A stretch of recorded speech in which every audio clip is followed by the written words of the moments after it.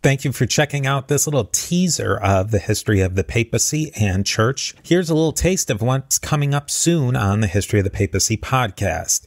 Now, if you like what you hear, I'd love it if you'd leave a rating and review on Apple Podcasts or your podcatcher of choice. If you want to support the podcast even more, consider becoming a Patreon on patreon.com/history of the papacy. There are many levels and benefits for you, and you help keep the history of the papacy going. You can learn more about all of this at historyofthepapacypodcast.com.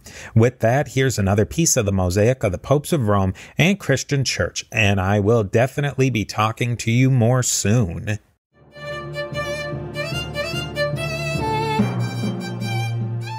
He was beyond reproach, at least in his life for most of it.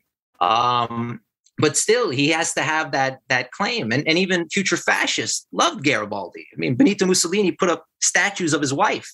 This shows the dichotomy. I mean, even today, modern leftists point to someone like Garibaldi as like an icon. And in a lot of ways, he was. He supported the Paris Commune, for example. He thought it was the, quote, like the light of the world, the light of the sun, the light of the future. But at the same time, the fascists loved him too. It shows the two-facedness of Italianism. Like, you need to be able to hold these two things at the same time and keep these balls in the air when it's nearly impossible.